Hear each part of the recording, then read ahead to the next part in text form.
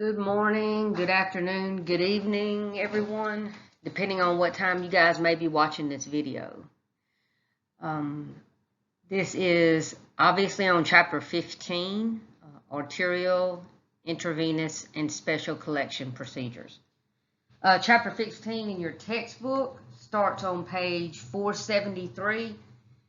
And like I've said many times before, to be successful, not only, guys, just in this class, Allied Health 102 and 102 Lab, which is your intro to phlebotomy, you will also, if you make it into clinicals, you will be taking Allied Health 211.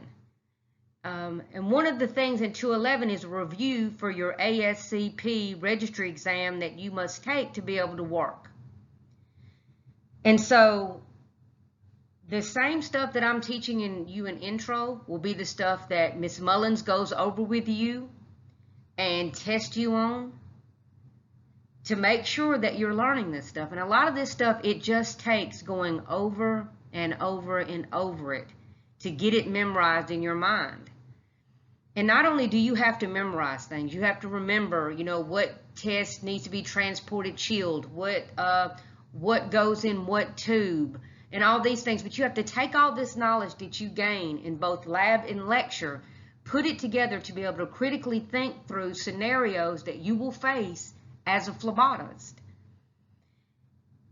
I know you guys, we talk all the time. I had a Zoom conference with my clinical students that are in Allied Health 211 right now. And we talked about how we laughed, and we talked about how sometimes they get tired of me saying the same thing over and over again about cleaning your area, about donning your PPE, about how important it is to wash your hands and to change your gloves often, to button your lab coat up the front to protect yourself, to make sure that you clean down your work area. But now with the whole COVID-19 thing, they're well aware of the spread of bacteria in a real and visual way with what has happened with COVID-19. So the stuff that I'm telling you, a lot of this stuff we have to memorize. If we're going to learn it, we have to memorize it. And the only way we can truly memorize it is to go over and over and over it. Guys, I'm trying to mold you into a top-notch healthcare professional. Okay, that's what we need out there every day working in the field, in the hospitals, the clinics, the nursing homes, dialysis units. We need top-notch professional healthcare workers. We need people that are going into these fields, whether it's nursing or respiratory therapy or radiology or surgery. We need these people to go into these professions for the right reason. Okay? We need them to go into this because they understand how important the job they're doing is, and that they understand and know their material. So guys, please study this stuff, okay? And I can tell when you take your test whether you've taken those study guides and you've went over and over and over them, or if you have not. And I will be sending out a detailed email later today or first thing in the morning, and today is the 14th of April, detailing changes. I've given you 2 lecture tests so far. One, you had 40 minutes to take, and the other you had a full hour to take. And we had a lot of people upset with the original test of the 40 minutes because they said it wasn't enough time. But the thing I have to take into consideration, and I talked to you guys about this, was the mere fact that I have to be careful. You're at home. And I'm not doing you any favors by allowing you so much time that you can, for lack of a better word, cheat. Look the answers up in your listing, section A of your lab manual, to look them up online, to look them up in your book. I'm not doing you any favors, because if you don't learn this stuff, you can't pass Allied Health 211. If you can't pass Allied Health 211, you can't move forward, okay? You can't graduate and become a certified phlebotomist. If you can't learn this stuff on your own, you cannot pass the ASCP, which means you will not be a certified phlebotomist, which means Willis Knighton's not going to hire you. Oshner's is not going to hire you. And my objective is to make you a top-notch phlebotomist, a top-notch healthcare professional that not only can you go out and do your job really well as far as drawing blood and be able to do it effectively and efficiently, but for you to also understand all the other ins and outs that are vital to your job, from infection control and hand washing all the way to properly IDing your patient, to understanding that EDTA that is in that purple top tube can get into another tube and falsely cause false lab result in that other tube if you're not following proper procedure. Okay, so I'm not doing you any favors, because you will not be able to pass that test. Not only that, but it is unfair to your classmates who are spending their time studying the study guides and reading their chapters and doing all the things that they're supposed to do, and they go online and they make a really good grade without having to look up a bunch of answers, when you're given a whole bunch of time and you can take it and you don't have to study. It's not helping you at all, and it's not fair to them. So I will be sending out that email detailing what we're going to be doing going forward as far as time and test. And remember, I can view the log. I see if you left the website. If you left Canvas and went somewhere else, I can see how long it takes between questions. So I'm able to see that stuff and take that information into consideration when making decisions. So we've had 2 tests. I did them differently. I gave you 40 minutes on the first test, 60 minutes on the second test. I have reviewed everybody's test that has taken it. I've graded them, and I have looked at the time it took them. I looked at grades. I looked at the grades you were making when you were actually in class. Okay, and I do remember that we did have some people that took longer to take the test than others, but on the whole, most people were done way ahead of time. So you will get that email later. Whatever you do, don't panic. I'm going to work with everybody in a way where everybody can do what they need to do to be successful in this class. Having said that, I'm not helping you be successful in this class if I allow you to cheat. Period. I'm not. Okay? So now let's get started with Chapter 15. We can wrap this one up. Like I said, Chapter 13 has been online for approximately a week. Chapter 14 went up today, some time ago on the 15th. And Chapter 15 will be up today. And those, along with your listings, are the things that will be on our next test. And I will be giving you information on when that test will be out. And I will be touching base with you guys on the final and how we're going to do all that. So let's move forward. Like I said, these are our learning objectives. Your learning objectives are also listed on page 473 in your textbook for Chapter 15. And like I said, if you really want to be the best top-notch healthcare worker and professional you can be, then you need to watch these videos, fill out your study guide, study your study guide, your listing, read your chapters. Okay? So let's move on. I'm not going to read all these to you. You can read them both on this slide. You can pause it and read them, and you can read the ones listed in your textbook. So the first thing we're going to talk about is blood cultures. Okay? These are often collected on patients when they come in with a really high fever. They feel terrible, and we just really don't know what's causing this fever. Okay? And we talked about this in lab, and I showed pictures of people with septicemia, and that's the presence of that bacteria, and that bacteria causes toxins to build up in the blood. Okay? And it is very, very serious. If they're drawing blood cultures on people, they're typically very, very ill with septicemia. This is something that is very seriously life-threatening. But from a phlebotomist standpoint, we need to understand the most important factor concerning blood cultures is that you use aseptic technique when drawing that blood. Okay? And if you look on page 475 of your textbook, procedure 15.1 talks about site preparation for blood culture collection. It goes into the rationale.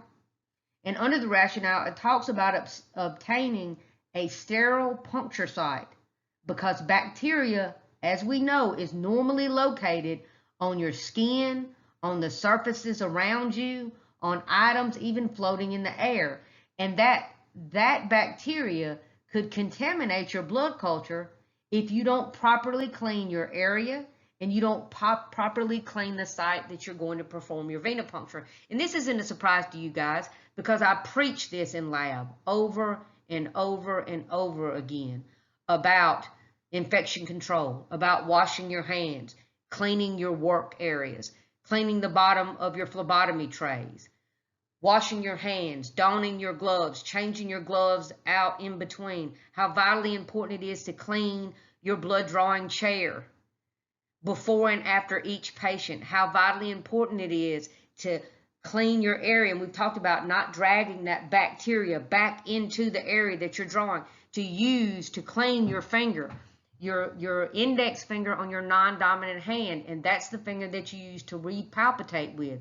These are things that I preach and preach and preach and preach in lab, and we go over doing it and doing it, and I grade you on it because these are the techniques that if you use them, and we go further with these techniques when we're talking about blood culture, because again, the most important factor in blood cultures is to use aseptic technique. But these are things you guys are familiar with. We've went over and over this, okay? We also want to take note that too much blood collected past the amount that's supposed to go into that blood culture tube can give a false positive, okay? And that a lot of times can cause a doctor to go out and tell a patient and their family that that patient may be at the risk of dying. We don't want that. That patient could get treatment that is harsh, that they don't need. And just think if that was your grandmother or your mother or your child or yourself, you want to make sure that you're doing these techniques spot on. And like I said, on page 475 in your textbook, it lists out the rationale. It lists out all the equipment that you will need, each and every piece of equipment, down to the biohazard waste containers that you would need. Also, it goes into preparation, how to sanitize and clean that area. So make sure you're not only reading these slides and filling out your study guides and studying those, but you are also reading chapter 15 in the book, okay? And then we also talk about too little blood. If we don't collect enough blood, it could give us a false negative, and that would mean that they may not realize that person has septicemia or bacteremia, and then they don't treat them for it, and it could ultimately cause that patient's death. So that just shows you how vitally important it is to pay attention to how much blood you're putting into these. Okay, there's interfering factors dealing with blood cultures. And as we remember from our order draw with our yellow sun in the sky, and we talk about yellow top tubes or for blood cultures, and then of course the picture in this book on this page here is showing you blood culture bottles. And you'll also see on page 476, there's a blood culture bottle on that page as it's listing through there. And you also understand there's different types. I showed y'all all the different types of blood culture bottles, how they can look different. And we want to make sure that we always draw those blood culture first. You want to make sure that you do not scrape that needle across the skin, because this can contaminate the blood cultures. And remember, with adults, we draw 2 blood culture bottles, anaerobic and aerobic, right? The anaerobic vial is collected first, except when using the winged infusion set, because air is in the tube and can kill some of the anaerobic microorganisms. If the patient is on antibiotics, we need to remember that. That's why we do that medical interview, right? That's why we find out if our patient is on certain medicines, whether it's an outpatient or inpatient. That information can be vital to us as a phlebotomist. And we need to make sure if they've already been started on antibiotics, which they are a lot of times, blood should be drawn in vials containing resin beads and gently mixed to prevent false negative results. If a second blood culture if a second set of blood cultures are ordered, the second collections should be a different site, like the other arm, and at a different time, at least 30 minutes to 1 hour later. And remember, we talked about this, okay? Remember how we labeled them.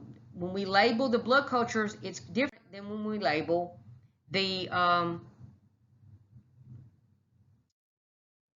just our regular tubes, right? So when using blood culture bottles for evacuated tubes, do not fill directly from the tube holder or needle assembly because of possibility of reflux, media flowing backwards into the vein. Remember, we talked about that. Use a butterfly or a syringe, okay? After collecting the blood, remove the iodine from the skin with alcohol. If other tests are ordered, always wipe the iodine away from the skin before drawing any other blood. Remember, we talked about iodine being an interfering substance. So we want to make sure we get out off the skin. And also keep in mind, you want to be aware of people that might be allergic to iodine as well when performing these, okay? You want to always follow the manufacturer directions when prepping the patient's arm for blood cultures. So whatever facility you work at or whatever clinic you work at, if they're drawing blood cultures, they would have detailed information from the manufacturer on how these particular blood culture bottles are to be used, and you would need to be familiarized with that and trained on that before you started drawing blood cultures yourself. Also fill the anaerobic bottles first unless there's not enough blood for both bottles, then put all the blood in the aerobic bottle. So here's one of our critical thinking slides where we take things that we learned in both lab and lecture and put it together so that we can successfully go through these situations that we may run into when we're out there working. So this is a chance for you to read through this, pause this, take out a piece of paper, and see if you're putting this stuff together. If you're not, please, please, please reach out to me so that I can help you put these pieces together so you will be able to critically think through these scenarios and situations when you're out in the field so you can make the right decisions.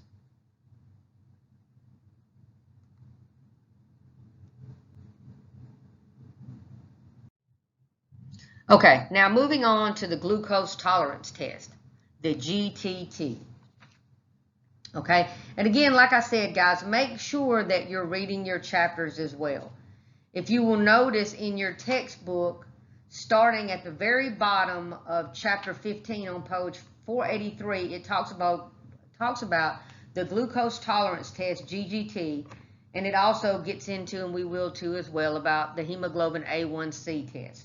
Okay? The American Diabetes Association, the ADA, and the Endocrine Society and the World Health Organization have all endorsed the use of the hemoglobin A1C in the screening and diagnosing of diabetes. And remember, I talked about this in class. You know, sometimes if we're just doing that glucose, you know, patients, sometimes, you know, we've seen this with family members, grandmothers, aunts, that, you know, they're diabetics, but they still love to eat their pie and cake, even though we work hard as healthcare professionals and as family members to persuade them not to do that. They sometimes have a tendency to do it. In the past, what they would do was they might not eat a real well diet, but then about a week before they had to go see their doctor, they would know they were going to have their glucose checked, and they would try to do really well on their diet, and they would go in and have their glucose done by finger stick or from their vein in a machine. And a lot of times they would have a decent glucose, and so the doctor may not realize that the rest of the year or the rest of the month, they are not doing what they need to do. But now with the hemoglobin A1C test, he'll be able to see, you know, quite some bit further back in their patient's eating history if they have not had controlled glucose levels due to their diet. So this has been a very, very helpful test in screening and the diagnosis of diabetics and actually monitoring our patients, okay? So for patients who have symptoms suggesting problems in carbohydrate metabolism, and we know carbohydrates are those sugars, right, that we use for fuel, right, such as diabetes mellitus, okay? And you have other things that happen, like if patients have gestational diabetes, things of that nature, we can use this glucose tolerance test and this hemoglobin A1C as a way to diagnose, monitor, and treat these patients, okay? So prior to the GTT, the patient should eat a normal meals for 3 days prior to this, and then they're going to fast 8 to 12 hours prior to the test. They also don't need to drink, remember we talked about that, no unsweetened coffee or tea or any other beverage other than water. We want them to drink water in our case as far as lab results are, because we want them to be well hydrated so we'll be able to easily find a vein and be able to draw our blood, right?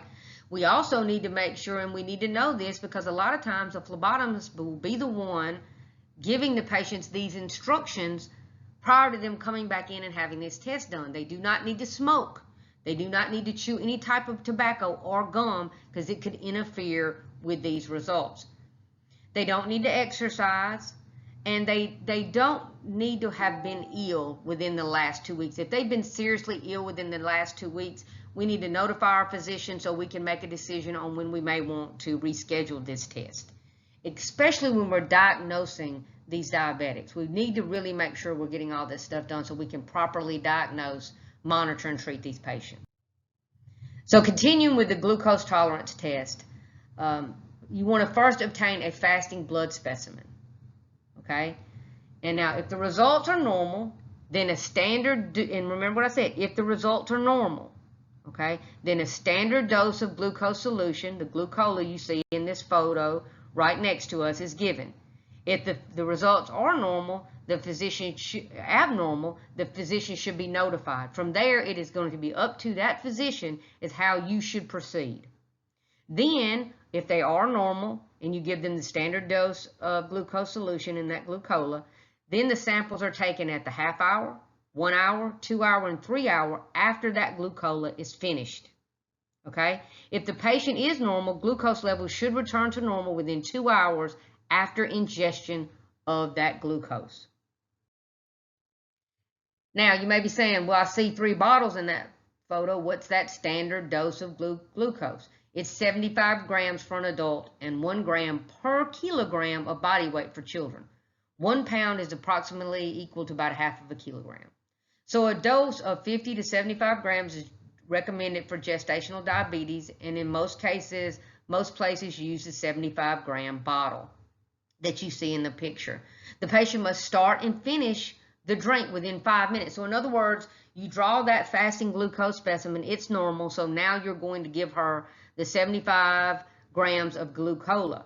Once you open up that bottle and give it to the patient starts consuming that glucola, they need to finish drinking that glucola within 5 minutes. So the minute they start drinking it, you need to note that time. You need to note the time they start and finish so you can note how long it took them to drink the glucola to make sure they're within that 5 minutes. Water intake is encouraged throughout the procedure. If that patient were to vomit, the physician should be notified to see if the procedure should be stopped. Because they're getting sick now, we may not have the right results coming out because you don't know how much of the glucola was able to be digested, how much they threw up. So you would need to stop the test and notify the physician if that would be happen, and then follow his instructions as far as what to do after that.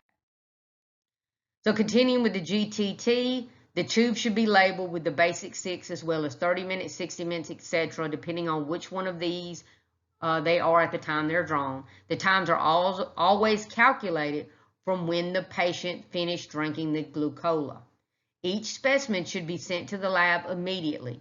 Venous blood is the preferred specimen because normals are determined from venous blood, and we want to make sure that whatever results we're getting from these patients is as close to what those normal values as humanly possible. You know, we talked about the makeup of the blood we get from skin punctures and how certain tests are different. That's why you should always note where your blood came from, venous, capillary, arterial, that type of thing.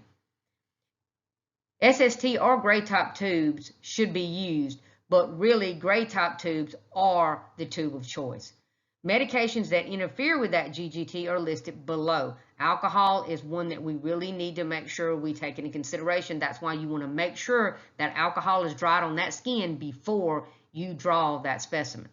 But here are some of the other ones, and make sure you know these. These could be on a test. You need to understand what medications interfere with this GGT. Again, I hate to keep harping on this, but this is why I like you guys, and I know you'll see a lot of phlebotomists out in the field that skip this step and don't do it, but this is why it's important for you as a phlebotomist to do these medical interviews, because if they're on some of these medications, you may want to note this depending on the test that you are doing. This is why you should know this information. You should have it memorized so that you will know it when you're out in the field and able to put it to proper use. And like I said, guys, step-by-step instructions on page 485, box 15.1 on glucose tolerance test, sample patient information card. So this is going to give you a sample of everything on this page. This is really, really good information. At the bottom, of page 484, some really good information step-by-step on this GGT. Okay, so really make sure you're not only watching these videos and filling out your study guides and then studying your study guides over and over again, but that you're also reading these chapters and getting this information. Okay, it's very helpful. A lot of really great pictures and useful tools. Okay, so physical conditions, we talked about medications and things like that, other things that can affect the GTT. Physical conditions that it can affect the GTT and must be reported to the doctor. Okay, and these are things, if we already know they've been diagnosed with diabetes mellitus, if they're pregnant, if they have hyperthyroidism and all the rest. And if you're talking to your patient and they talk to you about some extreme stress that they are under, you may want to note this in the notes just so the physician will have that information, because it could affect the GTT results.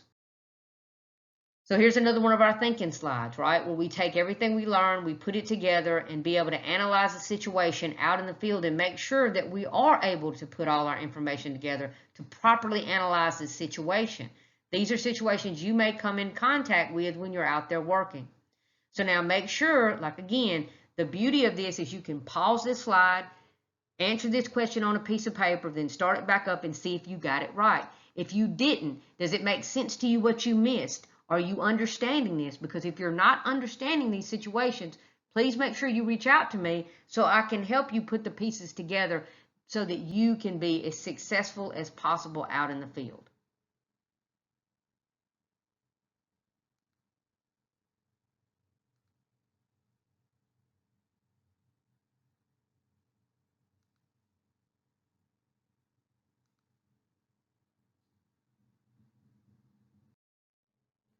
Okay, postprandial glucose test.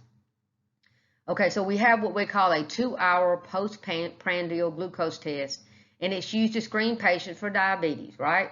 Because specimen drawn at 2 hours after a meal, and that's what postprandial means, is post after they eat.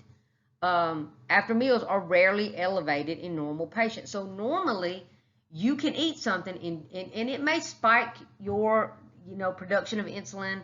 It may spike your glucose to go up, but after 2 hours, if your body can keep you in homeostasis and you're producing the insulin you need and you are not a diabetic or pre-diabetic, you should be within 2 hours able to get those results back down to normal.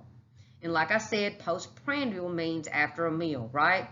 The day of the test, the patient should eat a breakfast, the equivalent of about 75 to 100 grams of glucose, and a blood specimen is taken 2 hours later, okay? So they may eat that morning, and then 2 hours later, you want them to come in and have that blood work drawn. They should actually have, if they're good, they should have their results back to normal by that time. If you see a spike in this, it could mean they're pre-diabetic or diabetic. Oral glucose tolerance test. Okay, and again, on page 487 of your textbook, it talks about postprandial glucose testing. It talks about modified oral glucose tolerance test and lactose tolerance test, all on that one page. So make sure you read through that as well. So in the modified oral glucose tolerance test, after a fasting specimen is collected, okay, then the patient is given that 75-gram glucola, right? And another specimen is collected 2 hours later. Okay, so you can see you can either have them come in, have their fasting blood sugar drawn, okay, and then record that result, then have them go eat breakfast, maybe in the cafeteria, okay, and then 2 hours later, or go somewhere else and eat breakfast, then they come back to the lab and have that 2-hour postprandial blood sugar drawn, right?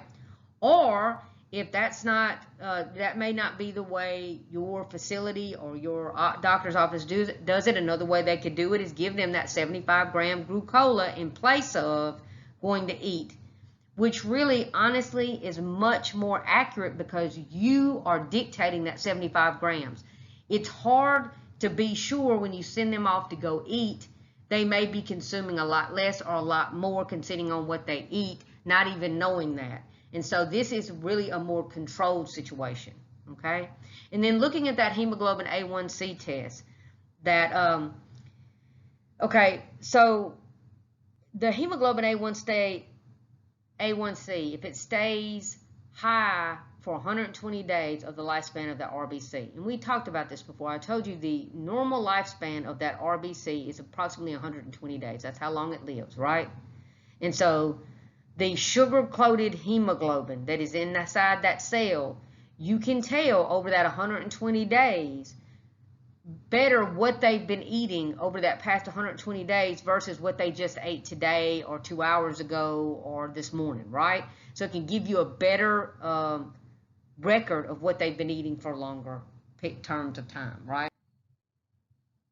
So, and I also talked about 480 page 487 your textbook at the bottom. It talks about that lactose tolerance test. And we talked about some people have difficulty digesting lactose, which is a milk sugar, and they appear to lack a lactase enzyme that breaks down the lactose into glucose and galactose. They usually experience gastrointestinal discomfort. They may have some diarrhea or some kind of problems after they drank some kind of milk product. And I know a lot of y'all have heard there's a lot of information out there about people who are lactose intolerant. My daughter was lactose intolerant, and we had to eventually put her on soy milk, and she doesn't, and still to this day, and now she doesn't really like it, I think, because it made her sick as a child and as a baby. Now she just doesn't like it at all. So, but just remember, they lack that enzyme, and then the preferred method for measurement of this is breath hydrogen, and you see that picture down there. The exhaled gases are analyzed for hydrogen, which is a byproduct of that breakdown of lactose. So obviously, if you can't break it down, then you're not going to be releasing the product from the breakdown of lactose. So that's kind of how we tell that you're not able to truly break down that particular milk enzyme, that particular, milk sugar. So the procedure that's becoming less preferable is the lactose tolerance test, where a solution containing 50 grams of lactose is given, then collection of a baseline specimen is collected, then 5, 10, 30, 60, 90, and 120-minute specimens are collected and tested for glucose. If the patient is normal, the results will be similar to the GTT. If they lack lactase, the glucose level will increase by more than 20 milligrams per deciliter from the fasting sample. Now, we really don't like that one. As you can see, it's much more invasive. You have to draw a lot of blood. And when you're talking about small children or young people, you can see how the breath analyzer test is less invasive, less sticking, less chances of something going wrong. And plus, you just don't want to be that invasive with your patients. Okay, so moving on to other tolerance tests that are out there. We're talking about the epinephrine tolerance test that uses epinephrine to break down glycogen into glucose. It tests for the availability of glycogen. Then we have fasting glucose. The fasting glucoses are taken, right? And then we inject the patient 30 minutes later with epinephrine. And then 2-hour glucose specimens at fasting level would mean they're normal. Okay, so that's a test. So again, you use epinephrine, okay, to break down the glycogen into glucose. And you're testing for the availability of that glycogen. Okay, that's what you're looking for. So, and you'll notice a trend here with all these tests. We must first do a fasting glucose test. Take that result and see what that result is first before we move forward. Then we inject that a certain amount of epinephrine 30 minutes after that. Then 2-hour glucose specimens at fasting would mean that they're normal, because that would mean that the body is able to go through the process it needs to go to get that glucose level back down to normal, and that would mean they have enough glycogen in their system to keep us in homeostasis. And this is a very good photo up here at the top of the page and down at the bottom that kind of helps you understand how that process works. Okay, so now also talking about the glucagon tolerance test, it uses glucagon to break down glycogen into glucose, right? So you test for the availability of glycogen. As always, we get that fasting glucose done first. Glucagon is injected 30 minutes later, and then 2-hour glucose specimens at fasting level would mean that this test was normal. So here's another one of our thinking slides to analyze a situation that you may encounter when you're out in the field. So again, please guys, make sure you're taking out a piece of paper, make sure you're pausing this, read through the question carefully, think it through, analyze this situation, write down what you think would need to be done, then start your video back up and see if you are putting all this stuff together and starting to remember it.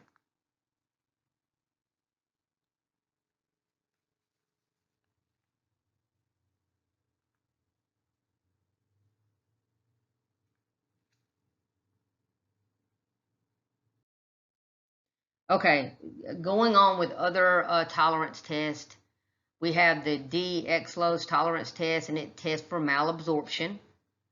It's a sugar in certain fruits, right? Not normally in the urine or the blood. A special diet limiting dextrose 3 days prior to testing. So you put them on a special limiting diet, okay? Then you inject them with that 25 grams of dextrose, and then blood and urine are analyzed for dextrose at 2 hours and at 5 hours. So this is looking for malabsorption. So for the 5 tolerance tests, tell what substance is administered, its action or what it acts on, or what acts on it, and what substance is measured. So we look here at the top. We're talking about GTT, the glucose tolerance test, right? You administer glucose, right? That's what you're giving them. And then insulin breaks down the glucose, right? When we eat and we get glucose or we drink glucose, our body releases insulin. Our insulin breaks down the glucose. And what we're measuring is to make sure that that our body works properly, that we're able to produce that insulin, that in turn breaks down the glucose so that our body is able to keep our glucose at a normal level, right? Within normal range. So you're measuring the amount of glucose that's going to be in your bloodstream, right? And then the epinephrine TT, okay? What you're giving them in this case is epinephrine, okay? And then epinephrine breaks down that glycogen into glucose, okay? And then what you're looking for is glucose, because you want to make sure you have enough glycogen in your system. And we take that glycogen and we break it down into glucose. So if we're not able to do that, then we wouldn't have the correct glucose measurement when we went to test the glucose, okay? And then the glucagon TT, you're administering that glucagon, and then the glucagon breaks down the glycogen into glucose, okay? So again, you're testing for that glucose. So you guys go over these slides, fill out your study guides, and then study your study guides. So make sure you're using your textbook as well. And these are the other ones. I'm not going to read every one of these over and over again. You guys can read, but make sure you understand what's administered, what action takes, and then what do we measure in the blood to check to see if this test worked the way we wanted it to. Here's another one of the situations that we need to critically think through and analyze.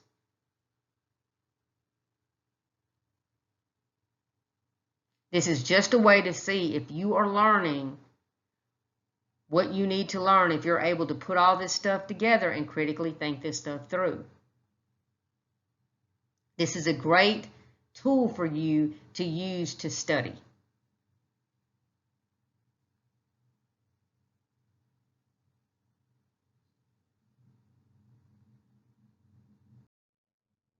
Okay, talking about arterial blood gases.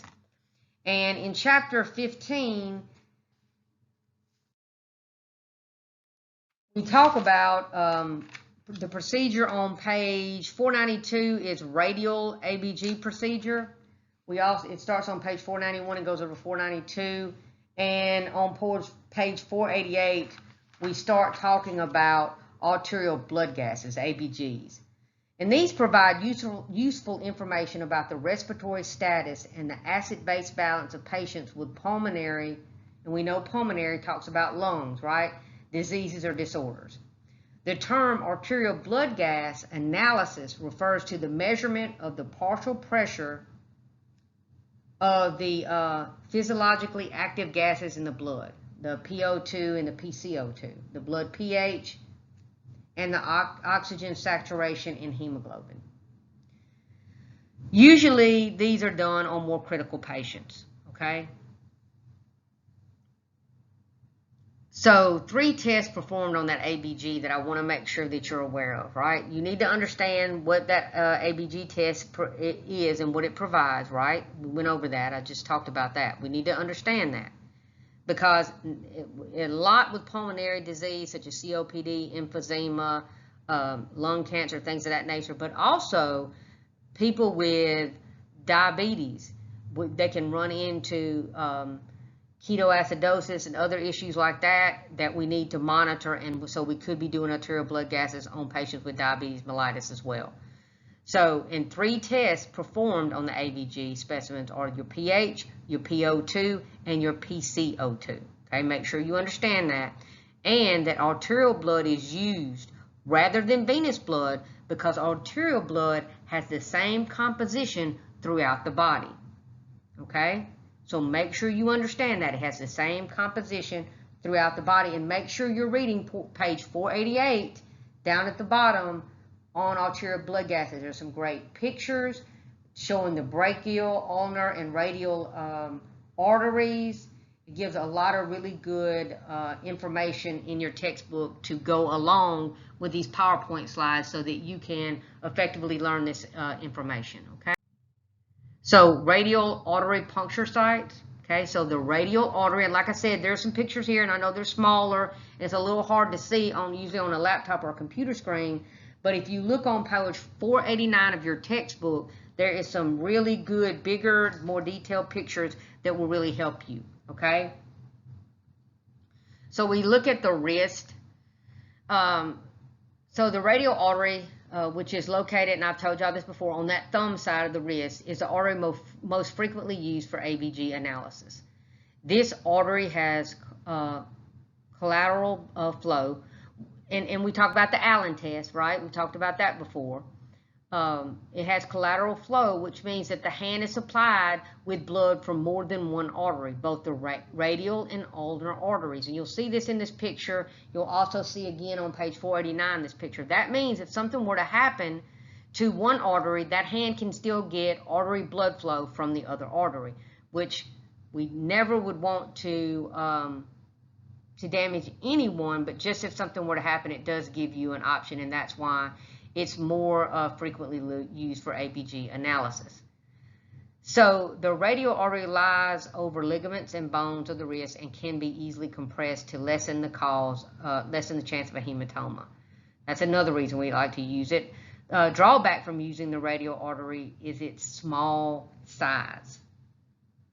So make sure you understand all this, okay? Especially about the collateral blood flow. Okay, continuing talking about the brachial and femoral artery puncture sites, and if you'll see in that in the top left hand little drawing there, the little arrow right here, that's going to be right there with your brachial, right? And then down here is your femoral artery, right? Okay. So the brachial artery is an alternative site for the ABG. It's located in the antecubital fossa of the body side of the upper arm. Body side and brachial both start with a B. That's a good study tip. Another choice, the femoral artery, is the largest artery used in ABG collection. It is located in the groin area, almost kind of similar to like that, the bend in your leg, area of the leg, lateral to the femur bone. Even though the brachial and femoral arteries are larger than the radial artery, they are used less frequently because they lack collateral circulation.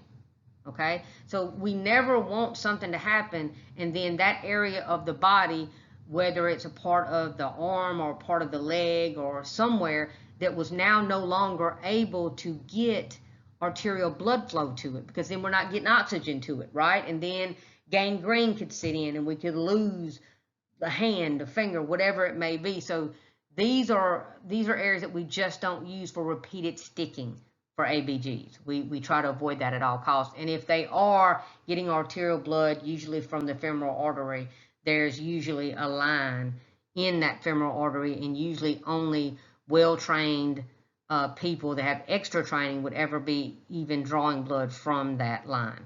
So the femoral artery is sometimes used on patients with cardiovascular disorders or when there is low cardiac output. Also things like heart attacks, heart failure, and gunshots. So, and again, like we said, the femoral artery is usually the last choice, okay? Because you can also release plaque from the inner lining of that artery, especially for older patients, and there's a chance of infection since it's near the pubic hair. And, you know, even though we went over talking about blood cultures and talking about any time you draw blood in any area for anything, you make sure that you clean that area very, very well. Allow that 70% isopropyl alcohol to dry so it's make sure it's doing its blood, doing its job by killing all that bacteria and viruses that may be there. And a lot of times you have little shaving kits so that you can shave areas that you may be drawing that are very hairy in that area because of the hair that may be, whether it's pubic hair or hair on their arms or their chest or other areas, that a lot of times you want to get rid of that and clean that area really good, because hair does hold a lot more bacteria and could contaminate that site and then in turn lead to an infection in that area. The femoral artery is entered at a 90-degree angle, which is different from when you're drawing blood with just a regular venipuncture setup, a vacutainer setup for a standard venipuncture. You always want to take care when using the brachial artery for the ABG test, because the basilic vein or the medium nerve may be punctured by accident while doing this. These are all reasons why we go back to why we use that radial artery for most standard ABG procedures, right? These are all reasons why, and you guys need to know these reasons. Okay, this is radial artery puncture site. Now I talked about the Allen test. It's the modified Allen test. This is a test that would be done, and when you go into Allied Health 211 and you go out into the field, one of the things that you will have to have someone there when you're out doing your clinical rotation, either you see done live on a patient by another healthcare worker, or another healthcare worker there at a clinical site will show you how to do the Allen test. They will also go over it with you, the importance of doing that Allen test. Okay, so you always want to perform that modified Allen test to make sure that that ulnar and radial arteries are providing collateral circulation. Because one of the benefits of drawing that radial artery is that that hand does have collateral circulation. And the Allen test makes sure that that is still true. So you want to compress, and you'll see in picture A on this on this picture here on your slides, okay, that you take, and the modified Allen test is also on page 492 down at the bottom, and it has pictures as well. So the rationale behind this is that they must first perform the modified Allen test to make certain that the ulnar and radial arteries are providing that collateral circulation, right? So you have the patient rest the hand to be used for the test facing upwards, right? Then you compress both the radial and the ulnar arteries of the same hand, and you'll see it in that picture A up there, and it will be in picture A on page 492 in your textbook as well. So you press down on both those arteries at the same time, okay, on that same hand, and you use your index and middle fingers, and you ask the patient to tightly clench and unclench his or her fist several times, okay? Ask the patient to open his or her hand, and when they open it, if you'll see right here, and it's in your book as well, okay? If you see right here, you'll see this white area right here, right? I'm sorry, guys, that went forward, but if you look on that page, and you guys will be able to go back and look at that slide we were just looking at. I don't need to go back for you, okay? But you can see that on there, that you hold it, and then they open up their hand, and their hand's going to be white on the palm of their hand because you've been holding down pressure of both of the arteries that's supplying blood flow to that hand, right? So you've been blocking off that blood flow. So now the inside of that hand is going to be white. And then what you want to do is then release the pressure of the ulnar artery, right? Which is the artery that's on the pinky side, okay? Because remember, your radial artery is the one most often used for ABGs, and it's on your thumb side, okay? So you want to release the hand that is holding down that pressure on that ulnar artery. And as you release it, that hand should have blood flow back to it, and then that hand should turn back into its normal regular color, okay? And I don't care what color your skin tone is, if you decrease that blood flow to that hand is going to have more of a whitish, colorless tone to it, and it will tell you that blood flow's not getting to it. Then you release that ulnar, and blood flow obviously goes back to it, and it gets more of a normal, healthy color to that skin. Then you know that they are getting collateral blood flow to that hand, and it is okay for you to then draw those ABGs using that radial artery. And guys, please check out page 492 for this procedure, and then make sure you're checking out page 493 for your radial ABG procedure, okay? There's a lot of really good information in this textbook that goes hand in hand with these PowerPoints, okay? So here's one of our learning activities, and I wish we were in class, but if you can use someone in your home to do this on, it'd be really great, okay? So read this. Do you let up pressure on both of your arteries? So pause this, think it through, and see if you're getting the right answer. No, you do not let pressure up on both arteries, because you want to make sure that both of them are able to get blood flow to that hand. So what you want to do is block them both off, make sure blood flow is limited to the hand by that decoloration, then let go of the ulnar while still keeping pressure on the radial. If that hand goes back to its normal color, then we know that radial artery is providing blood flow to that hand. If you let off both, there's no way for you to know. One could be working and the other one's not, and you won't know that.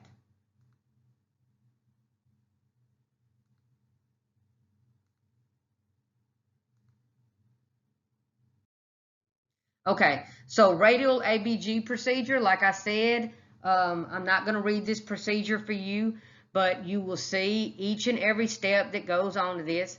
The patient must be stable. That's the main thing I need you to understand from this. No respiratory changes for 30 minutes prior to the ABG, okay? All right? And then also arterial blood results for some analytes vary from venous blood, and we've talked about that before, same as it varies from capillary blood. That's why we must always note what our source is. Therefore, arterial blood should be collected for the ABG test only, Okay, and then here's 5 complications associated with the ABG. And hematoma is up there along with infection, thrombosis, and others. So make sure that you understand what those 5 complications are. As you know, you may see you needing to list these 5 on an upcoming test. And here's some pictures that shows you, including putting that tube into a ice bath water slurry cup to transport it to the lab, and also making sure you hold pressure appropriately. Again, this is all detailed step by step by step in your book on the bottom of page 492 and page 493. Make sure you're reading through this and you understand these steps. You can also pause this slide and read through it. So this is going on talking about radial ABG procedure, and this is just lining out for you step by step. Things you need to note is the wrist should be slightly extended and rotated. We talked about performing that Allen test first and how important it is to do that. Cleaning with iodine. Okay, you can use some type of lidocaine to cut down on pain.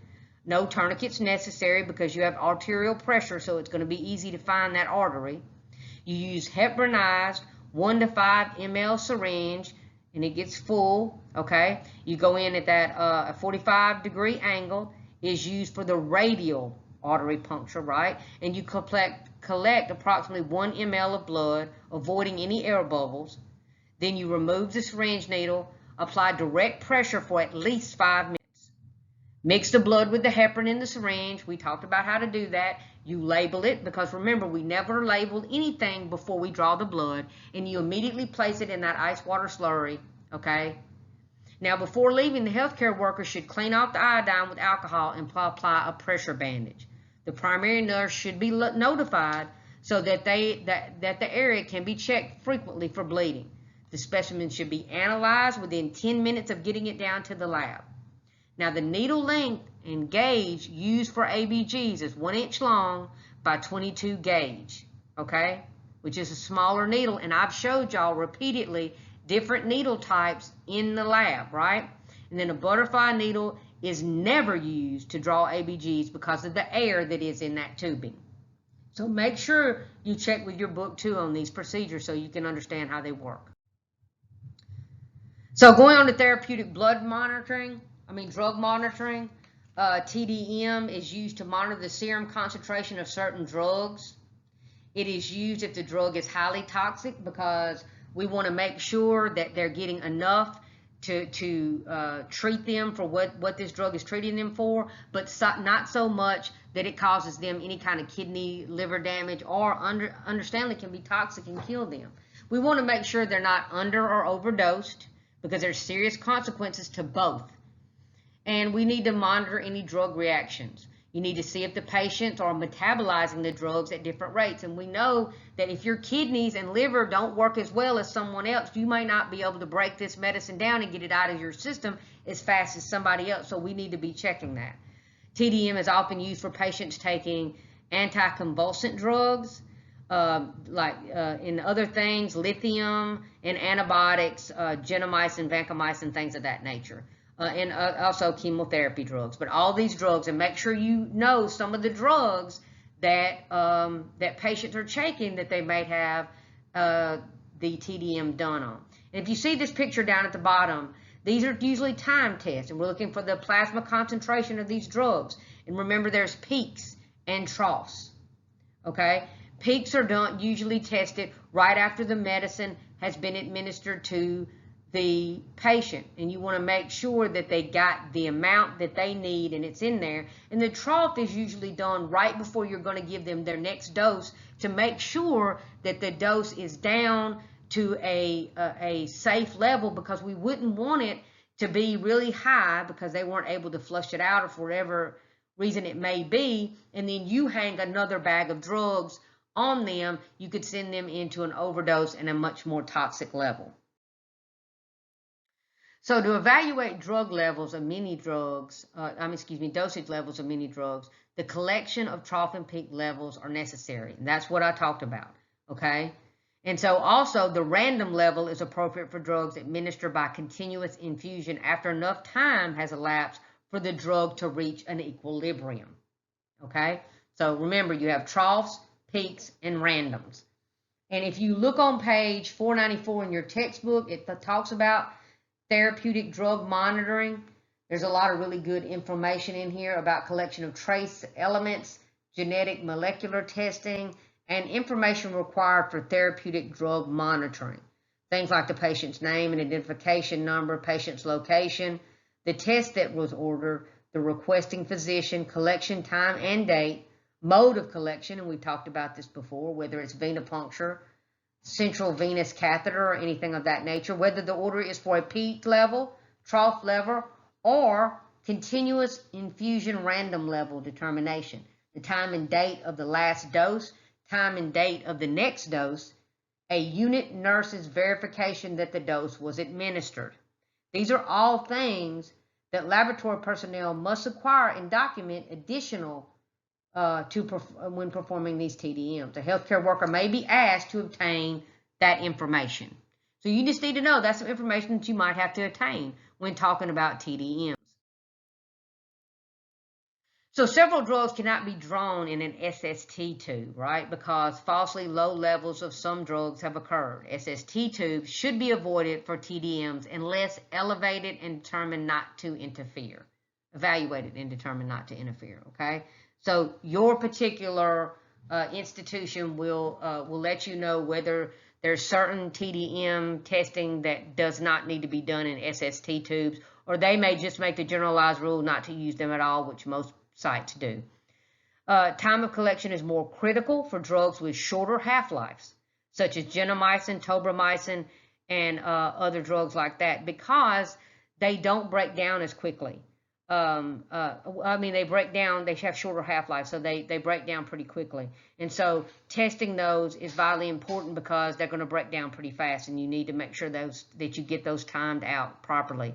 And then you have ones with longer half-lives. They take longer to break down, like phenobarbital and digoxin. And these can become very toxic if you hang another bag or give another dose of these medicines when the level has not broken down properly inside the system. So this is why this stuff is very important. We also need to understand that central venous catheter can alter some drug levels, and we want to take that into consideration. And blood for TDM should not be taken from the arm into which a continuous IV or other fluids are being infused. So testing for trace metals should be performed in specially prepared trace metal-free evacuated tubes. For lead determinations, a tan color tube, as you see in this picture, lead-free heparinized evacuated tubes should be used. Royal blue tubes, as you also see in that bottom right-hand corner, are available for different trace elements. And there's also a small section of information on collecting trace elements in your textbook on page 495. There's also a section on that same page about genetic molecular testing.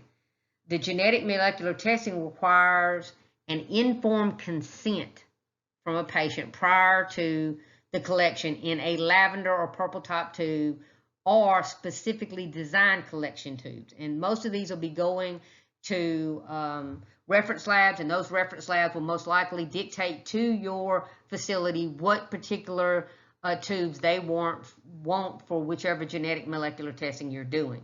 For cytogenetic testing, a green top tube is used, and the patient's correct demographics, such as their age, place of birth, patient's race, etc., must be attained. Again, this will most likely be dictated to you from the reference lab that you're sending this material to, and it's only viable for 6 to 24 hours, so should be sent to that reference lab or whatever lab is doing them. If it happens to be in-house where you're working, should be done immediately.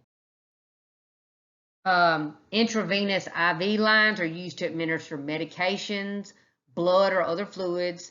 Okay, so make sure you read through this and make sure you understand about IV lines. Okay, and they don't do just medications, they do other fluids, and they do blood at times and blood products. Drawing blood through IV or central venous catheters requires special techniques, training, and experience. A central intravenous line is one of numerous vascular access devices, and there's a lot of information in your textbook on this, okay? A CVC is usually inserted into the subclavian vein in the chest below the clavicle, the jugular vein, the superior vena cava. A dressing covers the CVC tubing and extends above the skin. So again, there's a lot of really good information in your textbook on these CVC lines as well. So make sure you check your textbook for this information as well. So this goes on to talk about other things dealing with IV line collections. Another VAD is a peripherally inserted central catheter as a PICC line, which is inserted in the cephalic or basilic vein or hand veins. A PICC is usually only used for blood collection when it is first inserted because it can become easily infected around the area. The IV line is a direct pathway into the patient's bloodstream, so every time the IV system is entered, the possibility of nosocomial infections exist. Some facilities do not allow evacuated blood tubes to be used for blood collection because of the buildup of pressure in the catheter. Heparin is used to flush the line, can bind with the catheter and lead to inaccurate coagulation tests. So these are some of the reasons why we do not use these IV lines as ways to collect our blood, and usually only the first time it's inserted. After that, it's not used for these reasons. So collecting blood through a CVC, okay, this is the procedure. Like I said, there's also some procedures inside your textbook as well that talks about blood collection from a CVC. Okay, so make sure that you're going through this stuff step by step, okay? All right, and you know how this does, okay? Aseptic draw up 10 mLs of injectable normal saline, right, into a syringe. And you want to position the patient with the catheter hub at or below the level of the patient's heart. Shut off the IV fluids for at least 2 minutes, if authorized to do so, right? That's the important part. And unclamp the most proximal lumen of the catheter. Swab the hub with antimicrobial swabs for 30 seconds and allow them to dry. Okay, I'm not going to read through all this, but you guys need to. Okay, you need to read through 1, 2, 3. You need to know how many syringes are drawn and what they're used for. Okay, you need to know this procedure. So please make sure you pause this slide and read through this carefully. Okay, and make sure you understand the process and how many syringes are drawn, what's in each syringe, what's in syringe 1, right? What's syringe 2 about? What's syringe 3 about? So make sure you understand and read through each one of these. And use your textbook as a reference as well. Cannulas and fissulas, okay? Okay, I'm sure you've heard the word cannula before. It's a tubular instrument used to access venous blood for dialysis and blood collection by specially trained healthcare workers. It is surgically implanted in the arm of a dialysis patient for dialysis. The study here is you can draw blood through a can, C-A-N, cannula, right? The fistula is an artificial shunt in which a vein and artery has been fused through surgery for use in dialysis. It is not usually used for blood collection because they're using it for dialysis. And they don't want that thing messed up, and most likely you will not be able to use it. Make sure you read through the rest of this. A tourniquet cannot be used on an arm with a fistula. Again, we never want to mess this thing up because it is vitally important to that patient to be able to receive their dialysis. Okay, so donor room collection. Okay, so going through the donor collection process, first and foremost, and most of you, I've sent you over to go through to talk to the people at LifeShare. When you go through Allied Health 211, you will go over there and you will go through all of this. But I want you to understand that first, a potential donor must be interviewed, even if it's on a computer interview, and they take a medical history, which can be done by the computer, and then they're given a physical exam. Okay, to see if there's any reason they could be excluded from being able to donate blood. Only properly trained people are employed in the blood center because a physical, emotional, or traumatic experience may keep a donor from volunteering in the future, and we need people to volunteer and donate blood. Carefully determining donor eligibility not only prevents the spread of disease to blood product recipients, but also prevents hurting a particular donor, okay? So it's not just to keep people from giving blood that could have some type of disease that we could spread on to somebody else. But if this donor has any kind of medical or physical condition that could harm them while they're giving blood, we want to exclude them from the process, okay? So donor room collections, okay? And these are things that you need to go through. I'm not going to read each and every one of these things, okay? But you need to make sure that you understand.